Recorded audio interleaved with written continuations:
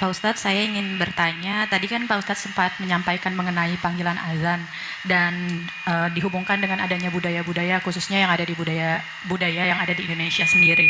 Nah, yang ingin saya tanyakan adalah terkait dengan azan.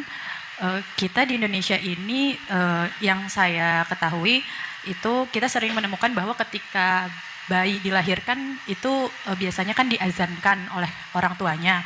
Nah, itu apakah itu sedangkan yang saya ketahui maaf jika saya ini masih fakir ilmu, sedangkan azan tersebut merupakan panggilan sholat.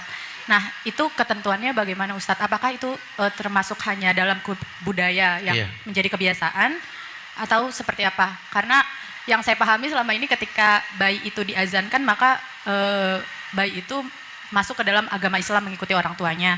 Tapi sedangkan di sisi lain ketika masuk Islam itu kan kita harus membaca syahadat. Iya. Gitu. Terima kasih Ustadz. Assalamualaikum warahmatullahi wabarakatuh. Waalaikumsalam warahmatullahi. Iya, ini pun tradisi yang ada di masyarakat. Ya, bukan di Indonesia saja, sejak zaman dahulu sudah banyak orang berpendapat tentang azan di telinga bayi. Wallahu alam bisawab. Terjadi khilaf ulama, tapi jumhur ulama mengatakan bahwa tidak sahih hadis tersebut. Bukan berarti bayi tidak boleh mendengar azan. Karena azan itu seindah-indahnya panggilan. Tapi dikembalikan hukum bahwa azan untuk sholat tadi. Kalimat hayya ala sholat, mari kita sholat. Itu aja pakai bahasa yang gampang deh. Kayak orang yang ngirim Al-Fatihah, ada kalimat ayat, ihdinas siratal mustaqim, tunjuki kami jalan yang lurus. Kami siapa? Yang baca. Kenapa kasih orang? Kalau dikasih orang jadi ihdihi. Kalau kasih kami ihdinas siratal mustaqim, ya. Memang terjadi khilaf di situ. Adapun tentang azan di telinga bayi ini, di kitab Ad-Dawa Ibnu Qayyim al-Jauziyah, salah seorang ulama yang memperbolehkan, ya, yang memperbolehkan.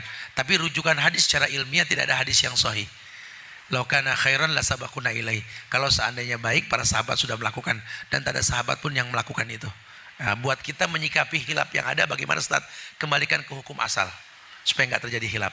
Kalau memang azan untuk orang sholat, maka kembalikan ke situ. Wallahu alam bisawab, ya.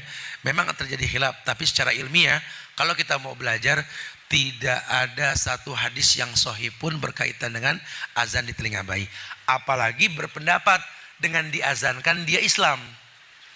Padahal dalam Islam, kullu mauludin yuladu alal fitrah.